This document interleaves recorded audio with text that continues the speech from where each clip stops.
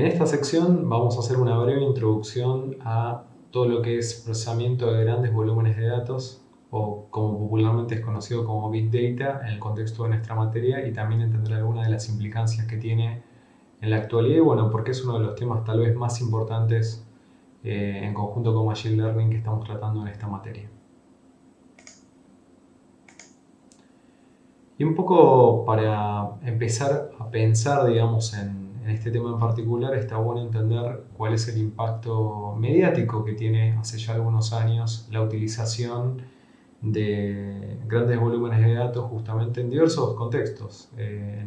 Si quieren, en diversos contextos, desde contextos de compañías, muchas compañías también que surgen también a partir del procesamiento de estos datos, y después cómo se puede utilizar en otro tipo de contextos, obviamente abriendo otro tipo de discusiones que pueden llegar a tener que ver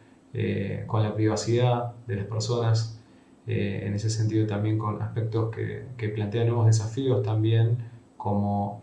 su utilización, ¿no?, en términos de seguridad también de esas personas, como en el contexto actual, digamos, en el cual nos encontramos, en el cual algunos estados utilizan grandes volúmenes de datos, si quieren, revisando, digamos,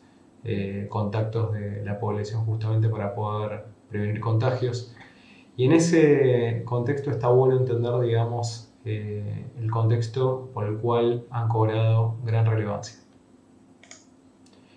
En ese sentido podemos ver esta nota, que creo que es del New York Times, de ya el 2012, en el cual se empieza a plantear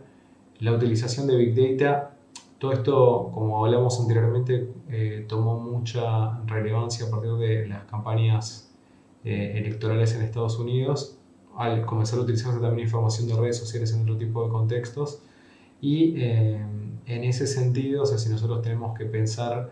un poco, cada vez hay mayor cantidad de compañías, por ejemplo, que están viendo cómo pueden utilizar datos que tienen y grandes volúmenes de datos justamente para tomar mejores decisiones o también crear nuevos productos, ¿sí? Y en ese sentido, sí ha habido una gran cobertura mediática, digamos, que plantea esto como uno de los temas, si quieren, importantes en este momento y que de alguna manera han ido cambiando muchas de las formas en las cuales interactuamos con muchísimas cosas, por ejemplo, la forma que consumimos o en la forma también en la que interactuamos con plataformas, ¿no? Todo esto se empezó a si quieren, acelerar a partir de la adopción, digamos, de plataformas digitales para distintas cosas en la vida cotidiana, ¿no? Y en cierta forma, ya a partir de la adopción tal vez también de los dispositivos móviles y demás, es lógico que este tipo de plataformas permitan que haya más información disponible para analizar y poder procesar. Es por eso que si nosotros queremos plantear o tener una perspectiva actual, por ejemplo, esto es una infografía del año pasado, podemos pensar que en este tipo de plataformas digitales tenemos la posibilidad de entender, digamos, a qué velocidad se genera una gran cantidad de datos que requieren ser analizados justamente para que estas plataformas puedan tomar mejores decisiones, ¿sí? O tal vez, bueno, tienen un caso de negocio o algún producto, digamos, que se basa específicamente en el procesamiento de esa información, ¿sí? Ahora vamos a hablar un poco más de lo que es Big Data desde el punto de vista de ingeniería y si quieren desde el punto de vista más de nuestra materia. Pero está bueno tener este tipo de noción, ¿no? Y acá podemos ver algunas métricas, ¿no? Desde el punto de vista de decir, bueno, acá puedo mostrar la información de que en cada minuto, digamos, de 2019, por ejemplo, Netflix streamea casi más de medio millón de milisegundos, digamos, de video, ¿sí? Después tenemos, por ejemplo, que usuarios en Tinder realizan swipe casi 1,5 millones de veces, digamos, por minuto, ¿no? Si ustedes piensan toda la información que está relacionada a ese tipo de acciones y piensan un poco en estas métricas, por ejemplo, en un minuto, los usuarios de YouTube, casi 4,5 millones de videos comienzan a ser vistos, digamos, por usuarios de YouTube, ¿no? Toda la información que eso genera realmente nos lleva a escenarios en los cuales se generan muchísimos volúmenes de datos que hay que procesar.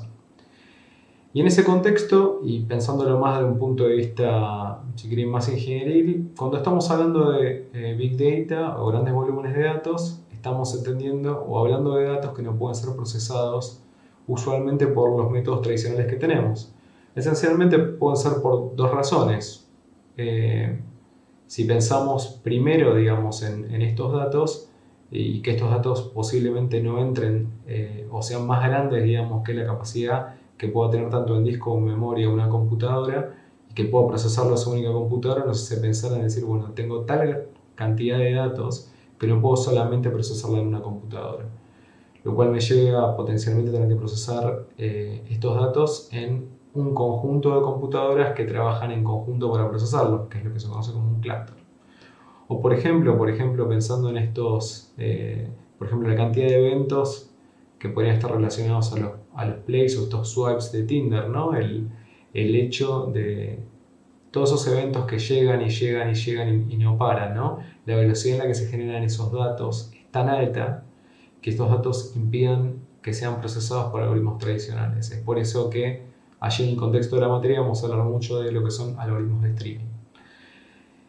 Pero bueno, acercándonos un poco a decir, bueno, ¿cómo atacamos esta problemática? ¿Cómo podemos trabajar, digamos, con estos datos? Surge un concepto bastante interesante que se contrapone a un concepto que se utilizaba, si quieren, para análisis de datos hace algunos años y que se continúa utilizando y que en muchos contextos aplica, que es el de los data lakes, ¿sí? Que se contraponen, si quieren, directamente a lo que son los data warehouse. La idea de los data lakes en sí es tener un único store en donde toda la información que es relevante para nuestro dominio, ya sea un dominio de negocio, sea la problemática que queremos resolver, incluyendo tanto copias raw, digamos, de la información desde las fuentes de datos originales y datos transformados que podrían utilizarse para algún tipo de objetivo, por ejemplo para generar algún tipo de reporting y demás, se guardan en este único store, el cual, digamos, debe ser capaz de procesar grandes y grandes y grandes cantidades de datos. La idea justamente es tener un único lugar en el cual nosotros guardamos tanto información estructurada como no estructurada de cualquier escala, la cual tiene que estar disponible para su procesamiento. En sí, este nuevo concepto, si se quiere, se contrapone con la idea que les mencionaba anteriormente, que era lo que se solía conocer como data warehousing, ¿sí? Usualmente cuando uno trabajaba con un data warehouse, en sí lo que hacía era diseñar un determinado esquema de datos que representaba un poco el dominio, la problemática en la que estábamos trabajando, y se creaban procesos los cuales extraían información, digamos, de distintas fuentes, usualmente eran fuentes transaccionales, se transformaban esos datos, o sea, se extraían los datos, se transformaban al esquema en el que deberíamos guardar y se cargaban en ese esquema, ¿sí? ¿Qué es lo que sucede? O sea, en contextos de Big Data, dado el gran volumen de información que tenemos y dado en sí muchas veces también cómo esos datos en el tiempo van a ir cambiando, no es posible justamente aplicar un formato de este tipo. Entonces, un poco esta idea de ETL, ¿no? de extract, transform and load, cambia y se extraen los datos, los mismos se cargan en un data lake y los mismos son transformados al momento de uno querer hacer una consulta o, por ejemplo, son preprocesados para poder hacer algún tipo de proceso. Por ejemplo, para que tengan una idea, lo que nosotros podríamos querer es, partiendo de información de analytics de usuarios de un marketplace online, podríamos querer, digamos, procesar esa información justamente y transformarla para que alimente a un, por ejemplo, algoritmo Machine Learning, o por otro lado podríamos querer que diariamente o una vez por hora, digamos, genere un determinado reporting que va a utilizar una área operativa o un área de marketing, ¿sí? Los distintos usos, digamos, parten, digamos, de información raw o información, si quieren, previamente transformada, pero que se consulta desde el data lake, y realmente cambian un poco la forma y si quieren los pueden ver también como sistemas los cuales se conforman, digamos, con un compendio, digamos, de herramientas las cuales llevan, digamos, a poder procesar esa información. También la adopción de este tipo de herramientas y las necesidades que fueron teniendo, digamos, distintas plataformas, hacen que hayan empezado a cobrar popularidad otro tipo de arquitecturas que también contemplan la utilización en el fondo de un data lake. Y es lo que se conoce como arquitecturas lambda, ¿sí? Por un lado, una arquitectura lambda lo que utiliza o busca, digamos, lograr es poder contar con lo que se conoce como información en tiempo real y al mismo tiempo los beneficios de lo que se suele conocer como arquitecturas de procesamiento de datos batch, ¿sí? En sí, lo que se trata es adoptar distintas fuentes de datos y a partir de esas fuentes de datos, digamos, poder tener tanto un procesamiento, digamos, batch, es decir, en lotes, o sea, nosotros juntamos distintos volúmenes de información y los vamos procesando con una latencia, si quieren, un poco mayor, ¿no? En ese tiempo los tiempos de procesamiento son muchísimo más lentos, pero también vamos alimentando nuestras métricas con algoritmos de otro tipo, por ejemplo, algoritmos de streaming, los cuales nos permiten tener métricas en tiempo real que alimentan eso. Entonces, por decirlo de alguna forma, volviendo un poco a esta idea, ¿no?, de la que yo hablaba, de decir, imaginemos que tenemos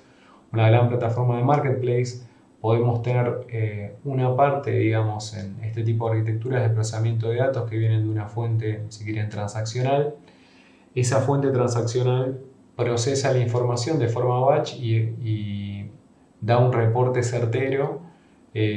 por ejemplo, de determinados indicadores que quieren ser consultados una vez por hora en esta plataforma, pero al mismo tiempo tienen otro conjunto de métricas que se van calculando a partir de un stream de eventos. Esta idea, digamos, de realmente tener información que va llegando y nosotros tenemos que encontrar alguna forma de poder procesarla para realmente poder lograr algún tipo de métrica, la cual, por ejemplo, nos podría dar una medida de cuántas transacciones se están dando por segundo o por minuto, o, por ejemplo, cuántos intentos de fraude tenemos en esa cantidad de tiempo. Y esas métricas real time nos permitirían tomar decisiones. Algo interesante también en este tipo de arquitecturas es que lo que se intenta hacer también es tener la información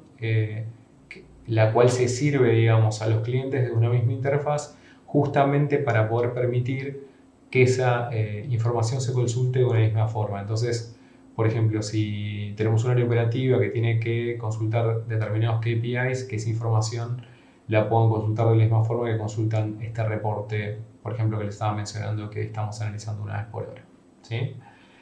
Y en sí, bueno, de vuelta, todo esto y en particular todo este tipo de arquitecturas se conforman con la suma de distintas herramientas con las cuales vamos trabajando y muchas veces son especial foco del rol que les había mencionado, del Data Engineer, justamente en los equipos de Data Science o en los distintos equipos, digamos, que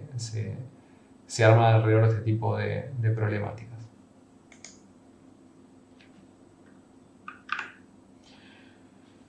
Y bueno, habiendo partido un poco de estas ideas, es interesante entender, si quieren conceptualmente, algunos aspectos que son importantes desde el punto de vista del trabajo con Big Data, ¿sí?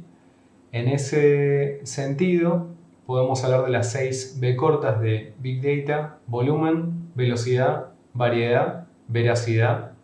valor y valencia, y las implicancias que tienen justamente para las distintas cosas que nosotros vamos a hacer, ¿sí? En ese sentido, algo interesante acá a considerar es cuando hablamos de volumen, estamos hablando de este escenario del tamaño de los datos, ¿no? Esta idea de vuelta de que los datos están superando la capacidad de almacenamiento que nosotros tenemos en nuestra máquina, ¿sí? Esto nos lleva a decir, bueno, estos datos deben ser almacenados, digamos, en un, si quieren, file system distribuido y en un clúster de computadoras justamente que nos permitan poder procesarlo, ¿sí? Y esto es algo bastante importante del punto de vista de cómo tiene que operar ese clúster y cómo nosotros podemos justamente almacenar esos datos, accederlos y procesarlos. Una de las necesidades que vamos a tener justamente en estos clústeres es que podamos almacenar una gran cantidad de información de forma económica y segura, y los mismos sean tolerables a fallos tanto de hardware y que a su vez en el tiempo puedan escalar tanto en costo como en performance, ¿sí? O sea que justamente nosotros podamos atacar esto. Mucho de este tipo de aspectos los vamos a hablar en la sección que está dedicada más a procesamiento de Big Data de grandes volúmenes de datos, en toda la sección dedicada a Apache Spark. Respecto a lo que es velocidad, vuelvo un poco a la idea de decir, bueno, tenemos un problema en el cual es necesario, digamos, procesar datos que llegan a una gran velocidad, ¿sí? Llegando nosotros a considerar que estos datos potencialmente los podemos pensar como un continuo o hasta infinitos, ¿sí? En ese sentido, uno de los temas que vamos a estar atacando en la materia va a ser todo lo que son algoritmos de streaming, justamente viendo de qué forma podemos lograr procesar estos datos con una latencia muy pero muy baja. Al mismo tiempo, podemos pensar en la variedad de estos datos, ¿sí? En sí los datos pueden venir de fuentes muy variadas, si quieren muy heterogéneas, y en ese sentido tenemos que encontrar de qué forma logramos que los mismos puedan coexistir para poder analizarlos en conjunto. Esto nos va a llevar a esta problemática de decir, bueno, vamos a tener que contar con muchísimas herramientas distintas para poder procesar estos datos y va a requerir un esfuerzo importante de integración de esa información en las distintas fuentes, ¿sí? Esto es gran parte del trabajo, como les decía, que los data engineers realizan, digamos, manteniendo estos sistemas, ¿sí? Por otro lado, vamos a hablar de veracidad, y esto está relacionado a la validez de los datos, justamente con el objetivo de que queremos lograr, ¿no? Es decir, nosotros podemos querer que estos datos sirvan, por ejemplo, para un algoritmo de Machine Learning y tenemos realmente que considerar que los mismos sean válidos. Esto usualmente se ataca con procesos de cleanup de la información, de duplicación y de preprocesamiento de los datos, los cuales tal vez sean gran parte del trabajo que tenga que hacer el equipo. Casi un 80% del tiempo se puede ir en este tipo de tareas justamente para lograr obtener los datos que necesitan para la tarea que quieren realizar. Hay una cuestión que tiene que ver con el valor intrínseco que tiene que tener esa información justamente para nosotros en el contexto que estamos trabajando. Y por último podemos hablar de lo que es valencia, la cual si quieren está relacionada con el concepto de valencia en química y tiene que ver con el grado de conectividad que tienen los datos entre sí, ¿sí? Esto usualmente se aplica en contextos en los cuales podemos representar nuestra información como grafos, y el típico caso de procesamiento de redes sociales viene a pie justamente a hablar de esta cuestión, ¿sí? Una de las consideraciones que nosotros podríamos tener es decir, bueno, nosotros podemos tener información que representamos como una red social a lo largo del tiempo, y a medida que esto va evolucionando y va creciendo, va creando un grado de valencia cada vez mayor, y esto podría impactar en la performance que tenemos de nuestros algoritmos, dado que si la performance depende de la cantidad de aristas que hay en el grafo, los mismos pueden verse afectados. Bueno, justamente, ¿cómo podemos atacar esto? Y por último, y hablando un poco más de herramientas, algo a tener en cuenta es que el ecosistema de herramientas de Big Data, si quieren, también acá tenemos algunas herramientas de AI y demás, pero esencialmente de Big Data, va creciendo año a año y va evolucionando. Y en parte, digamos, esto es algo que requiere que la gente que está trabajando en estos campos esté muy actualizada, al mismo tiempo vea que existan nuevas posibilidades. Tal vez lo que era revolucionario hace unos 4 o 5 años, hoy en día, digamos, encontró algo mejor. Algo vamos a estar hablando de ello cuando hablemos de Apache Spark en relación a Hadoop, la implementación, digamos, si quieren, open source de MapReduce. Y en ese sentido, tipo, es bastante interesante considerar el impacto que esto tiene. De hecho, hay un artículo bastante interesante relacionado, digamos, a esta infographic que digamos, está en la presentación. Lo pueden hacer desde un link, digamos, en la presentación. Y si ustedes empiezan a ver, por ejemplo, tenemos solamente la sección Open Source cubre una gran cantidad de herramientas. divididas por distintas cosas o distintas problemáticas que quisiéramos resolver. Pero algo muy interesante a considerar aquí es, independientemente de que en la disciplina van surgiendo nuevas herramientas y está en constante evolución, también algo que hay que tener en cuenta es que nuevos aspectos se empiezan a sumar, a considerar aspectos que tienen que ver con privacidad, aspectos que tienen que ver con seguridad. Ya hace algunos años, en particular, estos temas están en discusión. Hay legislación, por ejemplo, toda la legislación de GDPR en Europa trajo, digamos, muchos cambios también en muchas consideraciones respecto al procesamiento de grandes volúmenes de datos. Hay que tener muchos aspectos también a ver cómo se utilizan también en Machine Learning para no generar bias, digamos, por ejemplo, en distintos contextos. Podría ser, por ejemplo, no generar bias, digamos, en lo que sería, si estuviéramos en una fintech, por ejemplo, la entrega de un crédito. En fin, hay muchísimas problemáticas que empiezan a tocar otras áreas interesantes que están relacionadas no solamente con lo técnico, sino también en el impacto que tienen, digamos, en la aplicación de estas tecnologías en nuestra vida, ¿no? Y una nota, digamos, final en relación a algunos puntos interesantes, si quieren, a lo que es Big Data. En ese sentido, nosotros podemos tener contextos en los cuales tenemos grandes volúmenes de datos y estos grandes volúmenes de datos, procesarlos puede ser muy valiosos para nosotros. Tenemos otros contextos en los cuales podemos tener volúmenes más chicos de datos, pero esos datos pueden ser muy, muy valiosos para nosotros, ¿sí? Entonces, simplemente, digamos, dependiendo del contexto en el que estemos, la cantidad de datos, obviamente que pueda, y mayor cantidad de datos pueda ayudarnos a resolver una problemática, pero siempre tenemos que entender el contexto, no es que hay algo que es mejor o peor en ese sentido, sino que muchas veces las soluciones que tenemos que aplicar cambian y tienen otro tipo de desafío justamente por la dimensionalidad de los datos que tenemos.